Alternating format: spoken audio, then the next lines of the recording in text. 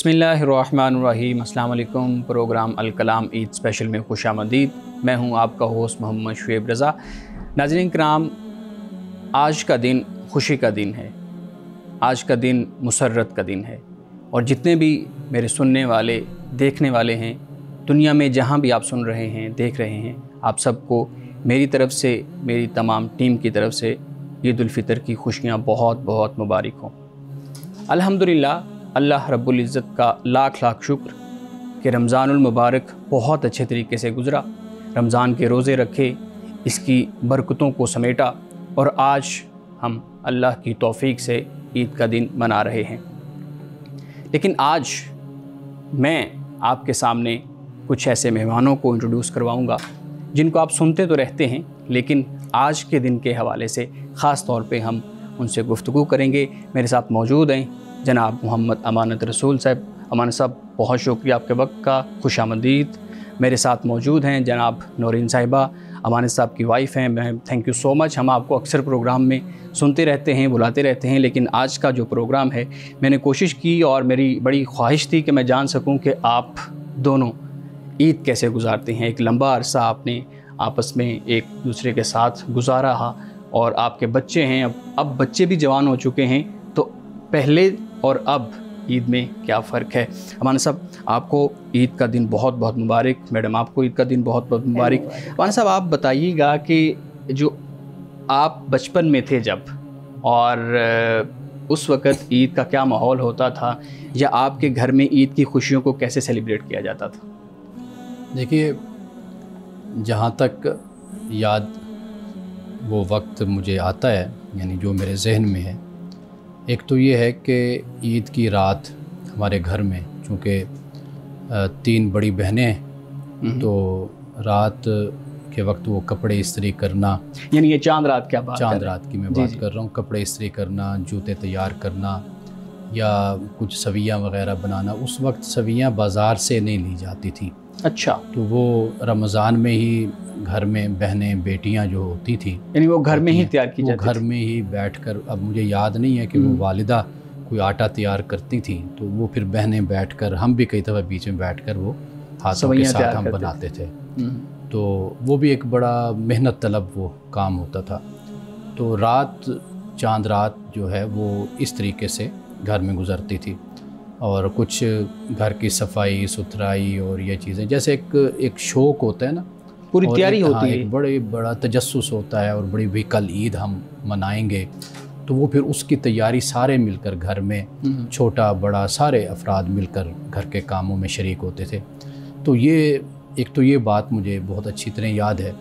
दूसरा ये है कि ईदी के मामले में, चूँकि वालिद साहब ख़ास तौर पर, तो वो एक खुले ग्राउंड में, जिसे हम नूरी मस्जिद का प्लॉट हमारे मुल्तान में, यानी जहाँ आप रहते थे मुमताज़ाबाद मुल्तान, तो वहाँ पर वालिद साहब चूँकि उस मस्जिद के ख़तीब थे, तो उस मस्जिद के साथ बहुत बड़ा ग्राउंड था, तो वहाँ पर फिर वो ईद की नमाज़ पढ़ाया करते थे। हमें अब तक याद है कि वो टेंट वगैरह बनाते हैं, और दरियाँ जब हम जाते तो वो उठा रहे होते थे, अब्बा जी बैठे होते थे, तो वो उन्होंने वो जुब्बा, दस्तार, वो सारा कुछ, एक बड़ी खूबसूरत उनकी शख्सियत थी। तो वो फिर उनके पास हमने जाना, तो उनको पता था आ गए हैं ये, तो वो फिर सब के लिए जो है वो उन्होंने बड़े नोट जो उनसे ना, बड़े नए नोट जो उनसे वो लेकर रखे होते थे। तो वो फिर हमें सबको उस वक़्त जो भी होता था, 10 रुपये या 5 रुपये या जो भी रकम होती थी, तो वो हमें सबको, बल्कि 10 रुपये तो बड़ी बात थी, मेरे ख्याल है 1 रुपये या 2 रुपये उस वक़्त वो मिला करते थे। यानी आपको ईद नमाज़ पढ़ने के बाद मिलती थी? नमाज ईद के बाद। सही। तो वो कपड़े पहनकर, वो एक अजीब सा इंसान के अंदर ना, बचपन में वो एक बड़ा शौक़ होता था कि भाई, एक तो अब तो माशाल्लाह लोगों के पास पैसा है ना, वसाइल हैं, कपड़े बनाते रहते हैं, सूट बनाते रहते हैं, जूते लेते रहते हैं, एक लोगों की अब एक रूटीन लाइफ आप समझ लीजिए। लेकिन उस वक़्त ये होता था कि भाई साल में तो 2-3 जोड़े बनने हैं, 2 जोड़े, या किसी की शादी है तो उस पर बनना है, या ईद पर बनना है, या जूते भी ख़ास तौर पर। तो मुझे याद है कि बचपन में एक साइकिल मुझे 3 पहियों वाली, वो मुझे लेकर अब्बा जी ने दी थी। तो वो मैं बड़ी उसकी सफाई सुथराई और बड़ा उसका ख्याल, और उसको फिर मैंने चारपाई के नीचे, पलंग के नीचे घुसा देना, और फिर उसको निकालना, फिर यानी वो जो खुशी होती थी वो ये थी कि भाई चीज़ें कम मिलती थी और उनकी कदर भी होती थी, और फिर एक तबीयत के अंदर एक तजस्सुस भी होता था, और बड़ी यानी उस खुशी का तो बंदा यानी अल्फाज भी नहीं है कि इंसान बयान कर सके। बिल्कुल सही है। तो अब्बा जी से भी मिलती थी, और फिर ये कि हमारी ईदें फिर उधार भी रहती थी ना, यानी अब्बा जी की तरफ ईद उधार है? नहीं, अब्बा जी की तरफ नहीं, यानी अब्बा जी से तो मिल गई, फिर नाना की तरफ उधार है, फिर नानी की तरफ उधार है, फिर मामू की तरफ उधार है, जो भी है। तो उसने बेशक ईद से बाद मिलना है कभी तो, लेकिन ये है कि हमने बहरहाल उसको याद रखना है कि हमने इस बंदे से वसूल करनी है ईद। सही। मैडम आपकी तरफ मैं आऊँगा, आप बताइएगा कि आप जब बचपन में थे तो उस वक़्त आपकी ईद कैसे गुजरती थी, क्या माहौल होता था घर में? और आप अमाना साहब तो मेरे ख्याल में आप गांव से थे ना? आप उस शहर मुल्तान से। शहर मुल्तान से। आप लाहौर की मेरे रहने वाली, तो लाहौर में कैसे मामलात थे उस वक़्त ईद के? मेरी तो क्या ही पूछे, हमारा जो बचपन था ग्रेट था। मुझे तो यही लगता है कि जितना एंजॉय हमने किया है शायद ही किसी ने किया हो। लाहौर शहर से ताल्लुक़, फिर हमारा घर मेन जो बाज़ार है हमारे इलाके का बिल्कुल उसके करीब मुत्तसिल है, और उस वक्त सिक्योरिटी के भी ऐसे कोई मसाइल नहीं थे। बच्चे बच्चियां दिन में रात में बाज़ार क्योंकि बिल्कुल करीब था, और कुछ नहीं भी लेना होता था तो बाज़ार के एक चक्कर लग जाता था, और उसमें जो एक स्टॉल्स लगे होते थे, और जो ख़ास किस्म के पकवान जैसे फेनिया वगैरह है उसके स्टॉल्स, मिठाइयों के, ज्वेलरी और मेकअप, ये चीज़ें मतलब, तो हमें आज भी इसकी रंगारंगी नजर आती है। मैं आपको फिर भी बताऊंगी कि वो जो दौर था ना, क्योंकि हमारा काफ़ी पहले की बात मैं बचपन की कर रही हूँ, उसमें सादगी बहुत ज़्यादा थी, तसन्नुह नहीं था। महंगाई का इतना मुझे याद आता है कि जिस तरह अब पैसा तो बहुत है लेकिन महंगाई भी बहुत है, उस तरह मतलब जिस तरह हम बहुत रोने रोते हैं कि बहुत चीज़ें महंगी है, पहले ऐसे हम इस तरह जिक्र नहीं करते होते थे। चूड़ियाँ भी पहन ली, चीज़ें भी ले ली, मेहंदी है। उस दौर में वो मेहंदी लगती थी, वो डाई से एक मिलती थी चापे वाली, वो वाली भी, या घर में चीनी और पत्ती की हम लोग, मुझे याद है। अच्छा, कि रात को घर में भी बहुत हमारे पास एक ख़ास बर्तन होता था। सारी हम लोग जॉइंट फैमिली में रहते थे, 4-5 बहनें हमारी थी, 4-5 हमारी चचा की बेटियाँ, तो 8-10 लड़कियां मिलकर रात को मेहंदी तैयार करती थी। चीनी बाकायदा तौर पे तैयारी होती थी, इस पे तो टाइम लगता होगा। सेलिब्रेशन यानी कि चांद रात जो थी वो हमारे काम ख़त्म ही नहीं होने को आते थे कि ईद वो मेहंदी भी बन रही है, फिर तिनकों के साथ उसे लगाया भी जाता था। अच्छा, तिनकों के साथ कैसे? वो लिक्विड बनती थी ना, ठीक है, वो लिक्विड वाली मेहंदी होती थी के साथ। हाँ जी, उसकी डिज़ाइनिंग जो की जाती। अब तो बहुत ज़्यादा यानी कि इंजेक्शन इस्तेमाल हो रहे हैं ना, सिरिंजेस हो रही इस्तेमाल इस काम के लिए, या और भी तरीके आगे, कौन मेहंदी आ गई। उस वक्त कौन मेहंदी नहीं होती थी, तिनके वगैरह हो गए या फिर दूसरी मेहंदी। तो लेकिन मैं जो कि अब अगले दिन जो आप, ये तो होगी चांद रात की बात। खबरी इसी तरह जैसे हमारे साहब ने जिक्र किया, कपड़ों की प्रेपरेशन है या चूड़ियाँ हैं या दीगर चीज़ें, लेकिन जो असल चार्म होता था वो सुबह उठने के बाद, यानी कि हमें तो बेताबी होती थी कि कब हम कपड़े पहनेंगे, कब हम ईदियाँ लेंगे। और जॉइंट फैमिली थी, आसपास और भी चची वगैरह, चचा हैं, पुप्पो हैं, इन सब से कुछ फासला तय करके भी जाना पड़ता ना, पैदल हम जाते थे। नाज़रीन किराम, यहाँ वक्त हुआ चाहता है एक ब्रेक का, हमारे साथ रहिएगा।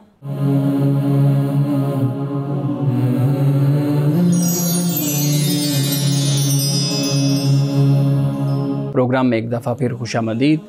हम गुफ्तगू कर रहे हैं कि कैसे बचपन में, जब आप लोगों का बचपन था उस वक़्त कम रिसोर्सेज़ के अंदर कैसे गुजारा किया जाता था और कैसे ईद की खुशियाँ सेलिब्रेट की जाती थी। हमारे साहब ये बताइएगा कि आज जब आप इस उम्र में हैं, एक लंबा उम्र का जो हिस्सा है वो गुजार लिया है, तो अब क्या तब्दीली महसूस करते हैं बचपन की ईद और अब जो ज़िम्मेदारियों वाली जो ईद है, क्या फ़र्क महसूस करते हैं? पहली बात तो ये है कि मैं तो इसे एक फ़ितरतन तब्दीली ख़याल करता हूँ।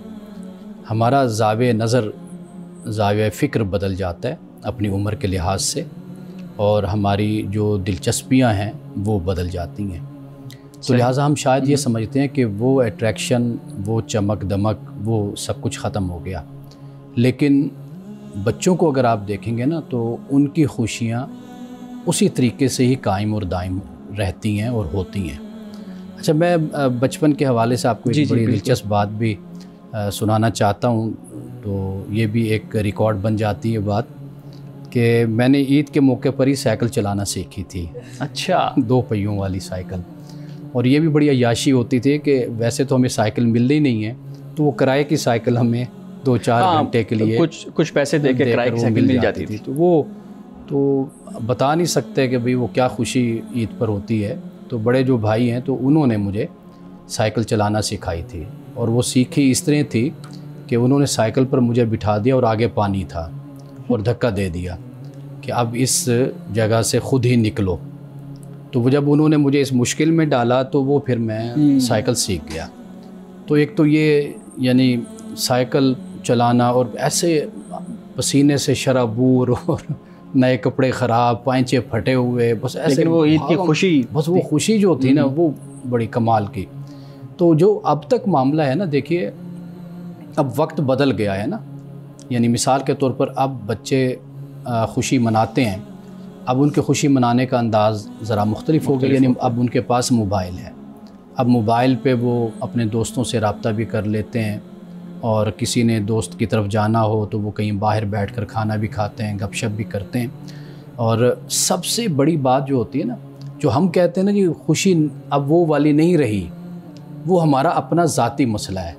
वो क्या है? वो ये है कि ज़िम्मेदारियों का बोझ हो गया हम पर, और अब हमें ये सिर्फ़ अपनी जान की फ़िक्र नहीं है, बल्कि पहले तो अपनी जान की भी फ़िक्र नहीं होती थी बचपन में। अब ये है कि अपने साथ दूसरे भी साथ हैं, मेंबर्स हैं, घर के बच्चे हैं, उनका भी ख्याल करना। कुछ मेरा ख्याल है कि ज़िम्मेदारियाँ जो है ना इंसान को, वो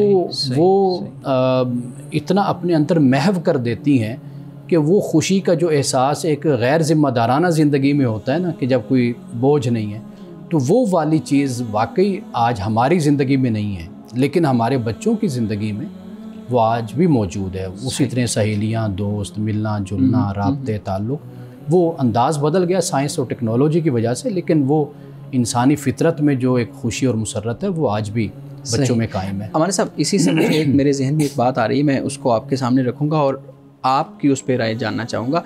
हम देखते हैं कि रसूलुल्लाह सल्लल्लाहु अलैहि वसल्लम के दौर का जो हमारे सामने लिटरेचर आता है उसमें ईद के त्यौहार को बयान किया जाता है, और फिर रसूलुल्लाह सल्लल्लाहु अलैहि वसल्लम कैसे ईद को सेलिब्रेट करते थे। आज हम अपने दौर में देखें तो हमें थोड़ी सी मुख्तलिफ़ चीज़ें नज़र आती हैं।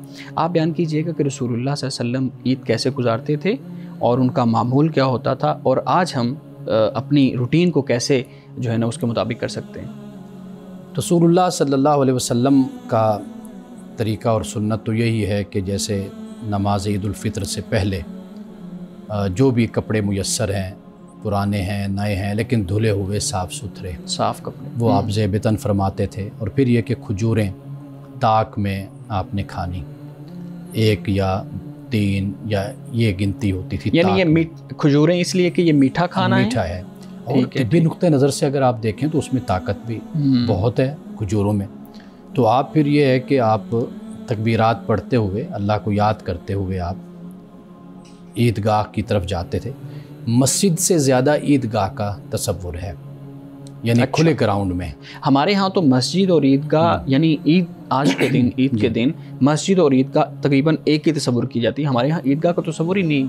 लेकिन ये है कि जो तरीक़ा हमारे सामने आता है, रसूलुल्लाह सल्लल्लाहु अलैहि वसल्लम की सुन्नत है, वो यही है कि भाई बड़े ग्राउंड में और बड़ी जगह पर ईद की नमाज़ पढ़ी जाए, ताकि मुसलमानों का इत्तेहाद, उनका इज्तिमा, उनकी कसरत नज़र आए कि ये मुसलमानों का इज्तिमा हो रहा है। और अब अगर आप ये देखिए ना कि जहाँ पर 10,000, 20,000, 1 लाख लोग इकट्ठे हों तो उसका कितना रोब होता है। तो इसलिए रसूलुल्लाह सल्लल्लाहु अलैहि वसल्लम ने, यानी ईदगाह आप कह लीजिए या बड़ी जगह, वहाँ पर आपने नमाज आपने अदा फरमाई, गए आपने इमामत भी की, आपने खुतबा भी दिया, और फिर ये कि जब आप वापस आए तो दूसरे रास्ते से आप आए। अच्छा, इसकी क्या रीज़न है कि जी आप प्लीज़। ये बात मैं पूछना चाह रही थी कि आपने 2 रास्तों का इंतखाब किया, जाते हुए और वापसी के लिए, और इसमें भी कोई हिकमत पोशीदा है? देखिए, एक तो ये कि जिस रास्ते से आप जा रहे हैं, जो लोग मिल रहे हैं उनसे वहाँ पर मुलाकात हो गई। अच्छा, और फिर यह है कि रास्तों को भी बरकतें अता फरमा दी कि आप अल्लाह की तकबीर पढ़ते हुए, अल्लाह को याद करते हुए आप जा रहे हैं। तो आप फिर दूसरी जगह से जो है आप वहाँ से आए, ताकि ज़्यादा से ज़्यादा रास्ते में लोगों से आपकी मुलाकात भी हो जाए, और वो रास्ता भी मुतबर्रक हो जाए कि आप वहाँ से गुज़रे हैं और आपने अल्लाह को याद किया है। तो ये असल मकसूद है कि यानी माहौल में खुदा का नाम जो है वो गर्दिश करे, उसकी बरकतें हों, तो ये पेश नज़र है। ठीक ठीक ठीक। एक और चीज़ मैं पूछना चाहूँगा, हम जब ईद पे आपने बयान किया कि रसूलुल्लाह सल्लल्लाहु अलैहि वसल्लम एक रास्ते से जाते दूसरे रास्ते से वापस आते ताकि ज़्यादा से ज़्यादा लोगों से मुलाकात हो सके, लेकिन हम देखते हैं कि आजकल हम घुटन के माहौल में ईद गुजारने की कोशिश करते हैं, दूसरों से मिलते नहीं हैं, और हमारे यहाँ जो एक रुझान था रिश्तेदारों को मिलने का, दोस्तों को मिलने का, तोहफ़ा देने का, वो भी ख़त्म होता जा रहा है। तो इस पे मैं चाहूँगा कि आप भी मैडम बात कीजिएगा कि कैसे हम इसको कैसे समझें। हमें लगता है कि शायद ये चीज़ें ख़त्म हो रही हैं, लेकिन जब हम किसी से बात करते हैं तो वो कहते हैं कि नहीं, ये माहौल थोड़ा सा तब्दील हुआ है, ये चीज़ें मौजूद हैं। नहीं, माहौल तो तब्दील हुआ है, लेकिन ये है कि कुछ हम अपनी अक़दार से, रिवायात से भी हम दूर हो गए हैं। यानी कि तरीक़ाकार यही होना चाहिए कि ज़्यादा से ज़्यादा लोग एक दूसरे के साथ जुड़ें, मिलें, मुलाकात करें, उनका ताल्लुक़ कायम हो, और अपने घर में कम से कम ऐसा माहौल बनाया जाए कि जैसे अपने बच्चे हैं, मियाँ बीवी हैं, मिल बैठें, आपस में खाना खाएं, गुफ्तगू करें, और हंसी मजाक हो, तफरीह हो, ये सारा कुछ घर में होना चाहिए। और अगर आप के रिश्तेदार आस पास हैं तो आप उनके पास भी आप जाएं, उनसे मिलें, उनसे मुलाकात करें। इस पे हम ब्रेक के बाद बात करते हैं। नाज़रीन किराम, यहाँ वक्त हुआ चाहता है एक ब्रेक का, हमारे साथ रहिएगा।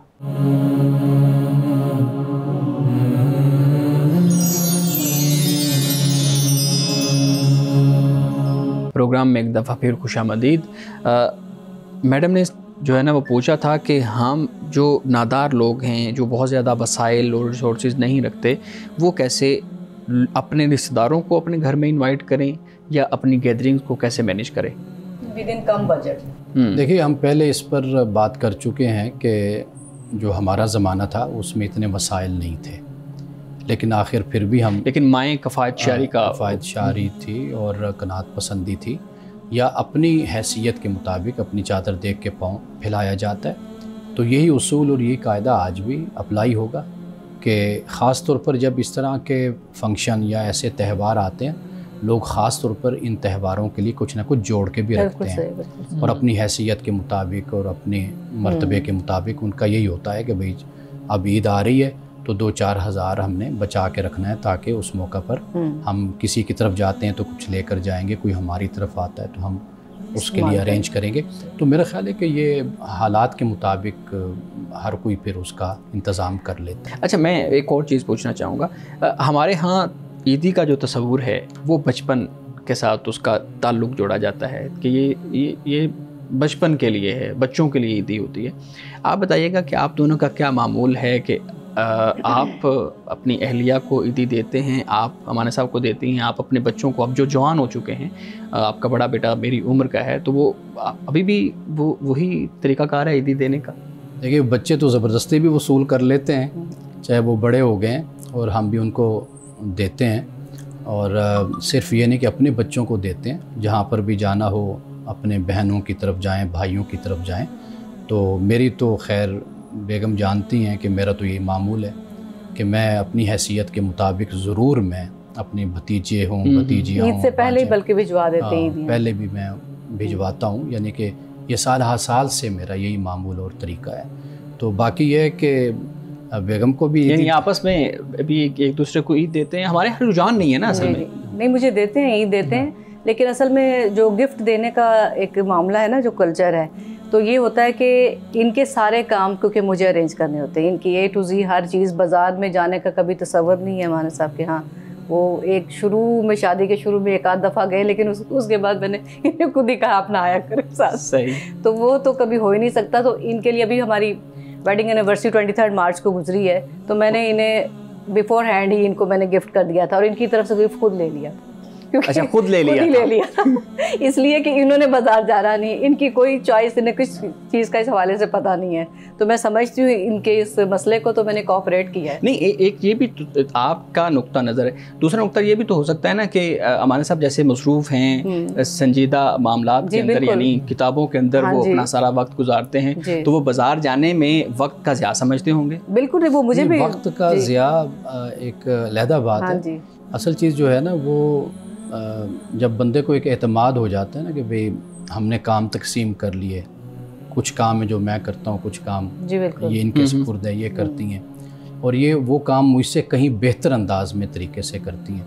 यानी बाज़ारों में जाना और वहाँ पर वक्त लगाना, थोड़ा सा ये है कि भाई चीज़ों का चुनाव, ये भी एक अल्लाह की तरफ से गॉड गिफ्टेड आप कहिए कि ये कोई सलाहियत होती है। बिल्कुल। तो ये बारगेनिंग करना, गुफ्तगू करना, चीज़ लेना, चीज़ को पहचानना, ये इनसे मैंने बहुत कुछ ऐसे मामलात, ऐसी चीज़ें सीखी हैं, देखी हैं। अच्छा, आपने भी सीखी हैं। हमारे यहाँ तो एक और तस्वुर भी है ना कि शोहर ही हमेशा अपनी वाइफ को, ख़वातीन को सिखाते हैं। कभी हमने ये नहीं सुना कि शोहर को कहे कि मैंने अपनी वाइफ से बहुत सारी चीज़ें सीखी। बहुत कुछ इंसान सीखता है ऐसी बात, लेकिन पिक करने की सलाहियत होनी चाहिए। ये कहते हैं कि आपने मुझे ट्रेंड कर दिया है।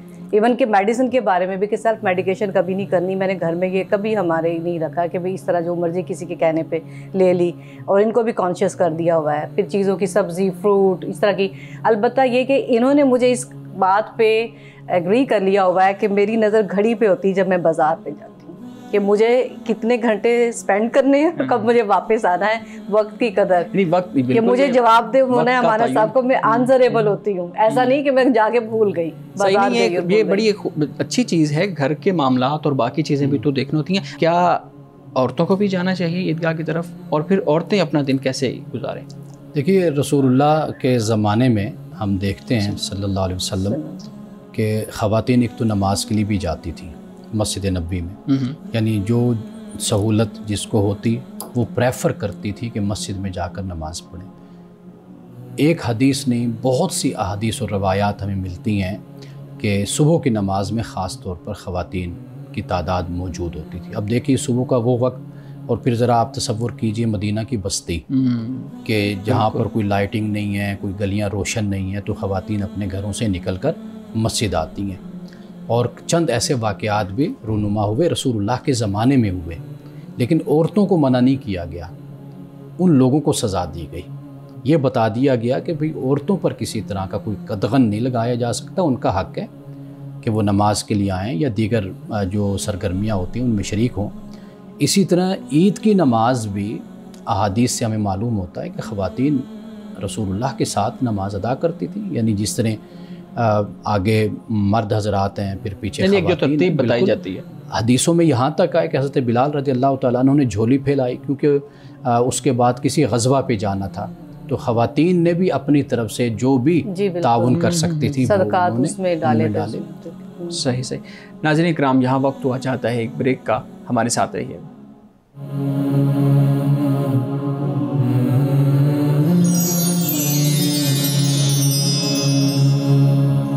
प्रोग्राम में एक दफ़ा फिर खुशामदीद। मैं सवाल, आधा सवाल उसका जवाब आपने दे दिया। अगला सवाल मैं मैडम आपसे आपकी तरफ आऊँगा। आप बताइएगा, हमारे यहाँ जैसे ख़वातीन घर में काम काज में मसरूफ़ होती हैं, सारा दिन ईद का, आज का जो दिन है देखें आप, सारा ख़वातीन का दिन इसी तरह गुजरा है, और हम मुख्तलिफ़ TV चैनल्स पे भी देख रहे हैं, मुख्तलिफ़ वीडियोज़ में भी देख रहे हैं, ख़वातीन खाने बना रही हैं, मर्द बैठे हुए हैं, खाने खा रहे हैं। तो ये जो माहौल है, आपको क्या लगता है ये ठीक है? और आपके घर का जो माहौल है वो किस तरह का है इस मामले में? सही। एक चीज़ ये है कि किचन और औरत का जो एक ताल्लुक़ है ना, वो बड़ा एक यूनिक सा ताल्लुक़ है, और ऐसे नहीं कह सकते हैं कि ये चोली दामन का साथ कह सकते हैं हम कि औरत और किचन ये साथ। लेकिन औरत को कोऑपरेशन की ज़रूरत होती है, ख़ास तौर पे ऐसी सेलिब्रेशन जो हमारी इज्तिमाई होती है, कि वो भी किचन से बाहर ज़रा कदम रख के आराम से कुछ सहूलत के साथ। इसमें जो आइडियल चीज़ है वो यही है कि घर के अफराद जो उनसे हैं उनको साथ शामिल होना चाहिए। बच्चे अपनी इस्तात के मुताबिक, हस्बैंड को जो भी मतलब ताउन की कोई शक्ल बनानी चाहिए। दूसरा ये है कि मैं अगर पर्सनली अपनी बात आपको बताऊं तो मैं इस चीज़ को बहुत इंजॉय करती हूं। पहले कुछ और बात थी, नज़रिया, इंसान की सोच अगर चेंज हो, साथ साथ तब्दील होती है, वक्त के साथ अगर हो, नहीं इस चीज़ को भी हर कोई नहीं इंजॉय करेगा। मैंने इस सोच को, इस चीज़ में अपनी मुसरत ढूंढी कि मेरे यहाँ सेलिब्रेशन होगी, मैं अपने हाथ से बनाऊंगी, मेरे घर में एक जो माहौल बनेगा, खुशी का समा, जैसे रात से मैं रात को अपना मीठा तैयार कर लेती हूँ, और कुछ अगर मेरे घर में गेस्ट आने हैं तो यकीनन प्रेपरेशन जो उनसी होती है बिफोर 1 डे 1 नाइट हम शुरू कर देते हैं। मैं उन चीज़ों में लज़्ज़त महसूस करती हूँ, मैं बहुत इन लम्हात को एंजॉय करती हूँ, और फिर मैं अपने बच्चों के लिए एक हिस्ट्री बना रही होती हूँ कि मेरे बच्चों को ये लम्हात याद रहेंगे। एक उनके जब भी याद करेंगे अपनी बचपन को, तो उन्हें कहा हमारी मदर हमारे लिए खाने बनाती थी। ये एक मोहब्बत होती है एक माँ की तरफ से, एक बीवी की तरफ से, कि वो अपने खूबसूरत हाथों के साथ खाने तैयार करती हैं। लेकिन इसमें ताउन की ज़रूरत है। ये जो रवैया है ना, देखिए ख़वातीन का जो मामला है ना वो मर्दों से बिल्कुल जुदा है। यानी बहुत सी मैंने ख़वातीन देखी, उनको बड़ा शौक़ भी होता है कुकिंग का और इन चीज़ों का, और वो बड़ा इसके अंदर ना बड़ी राहत उनको महसूस होती है। और मेरी बेगम जो उनसी हैं, ये तो यानी बहनें अगर फ़ोन भी करती हैं तो पता चलता है कि भाई किचन में वो कहते हैं हम जब भी फ़ोन करते हैं तुम किचन में होती हो, कब मतलब बैठती हो, कब तुम सोती हो, आराम करती हो। तो कुछ ख़वातीन यानी ये ज़ौक़ उनका होता है। ये बात ठीक है, लेकिन मैं ये पूछना चाह रहा हूँ कि वो फिर किचन के साथ ही उनकी ईद है, मतलब ये तो बड़ी हैरान। नहीं, मैंने आपसे कहा ना, जैसे अब तो इसकी शक्लें कुछ और भी निकल आई हैं। एक तो ये कि जो बहुत ज़रूरी चीज़ें बनानी कोई ताउन की शक्ल हो जाए, जैसे अब मैंने कल जब परसों अपनी इफ्तार वगैरह के लिए तो मैंने बच्चों को भी कि चलो भी वो लेमनेड बनाना तो लीमू निचोड़ो अपनी इस्तात जो कुछ बच्चों को भी साथ लगाया, तो थोड़ा बहुत साथ उसमें फिर ये कि मुलाजमाएं हैं वो भी मेड्स, हाँ जी, वो भी हाउस हेल्पर्स हैं, वो काम करती हैं। एक ये सूरत है। दूसरा, अब हम कुछ टेक अवे भी तो कर सकते हैं ना, चीज़ें घर में ऑर्डर कर सकते हैं। ये सूरत निकल आई है। हाउस में तो घर के बने हुए खाने भी मिल सकते हैं, ऑर्डर कर सकते हैं। तो लेकिन कुछ ना कुछ ईद के दिन एक मदर को, एक बीवी को अपने बिलव्ड लोगों के लिए कुछ ज़रूर बनाना चाहिए, चाहे थोड़ी सी कोई चीज़ हो, अपने हाथ की कोई चीज़ दे। लेकिन वो वाली बात है कि मैं ख़ुद ये सोचती हूँ कि उसके लिए भी ये इसी तरह इंजॉयबल लम्हात होने चाहिए कि वो किचन से कुछ देर बाहर आए तो कुछ चीज़ें बाहर से आ जाती। एहसास एक दूसरे के बारे में होना चाहिए कि अगर मैं देखता हूँ कि मेरा पार्टनर मुश्किल में है और बहुत ज़्यादा बिज़ी है और काम का बोझ है, तो मुझे हाथ बटाना चाहिए। और सुन्नत भी है आप सल्लल्लाहु अलैहि वसल्लम की, यही चीज़ बच्चों के अंदर भी होनी चाहिए, कोऑपरेशन। बदकिस्मती ये है कि हमारे यहाँ यानी ये कल्चर नहीं है कि हमारे बच्चे हम लोग मिलकर किसी काम में शरीक हों। ये अलहदा बात है कि काम एक शख्स की प्रायोरिटी है। मसलन मेरी ज़िम्मेदारी है, मैं कमा के लाता हूँ, ठीक है जी। अब मेरे बच्चे जब बड़े हो रहे हैं, उनमें ये एहसास होना चाहिए कि अब हमारा बाप कमाता है, हम भी बड़े हो गए हैं, तो थोड़ा सा हम भी हाथ बटाएं। तो ये चीज़ें होती हैं जो मिलजुल कर करनी होती। ज़िम्मेदारी एक शख्स की है, इसमें कोई शक नहीं है, लेकिन यह है कि उसकी उस ज़िम्मेदारी को आपने उसके साथ हल्का भी तो करना है ना, ताकि उस पर ज़्यादा बोझ ना बने। ऐसे ही है। मौलाना साहब बहुत शुक्रिया आपके वक्त का, और मैडम बहुत शुक्रिया आपके वक्त का। नाज़रीन किराम, आज का दिन रसूलुल्लाह सल्लल्लाहु अलैहि वसल्लम के फरमान के मुताबिक खुशी का दिन है। जैसे हमने अभी गुफ्तगू की, इसको खुशी के साथ गुजारना चाहिए। आपस की जो बुग़्ज़ है, अदावतें हैं, जो दिलों के अंदर नफ़रत है, उसको ख़त्म करके एक दूसरे के साथ गले लगना चाहिए। और गले लगने का बेहतरीन जो तरीक़ाकार है वो क्या है कि आप दूसरे को इनवाइट करें, दूसरे को दावत दें और पहल करें उसको मिलने में, उसको सलाम करने में। इजाज़त दीजिए, खुदा हाफिज़।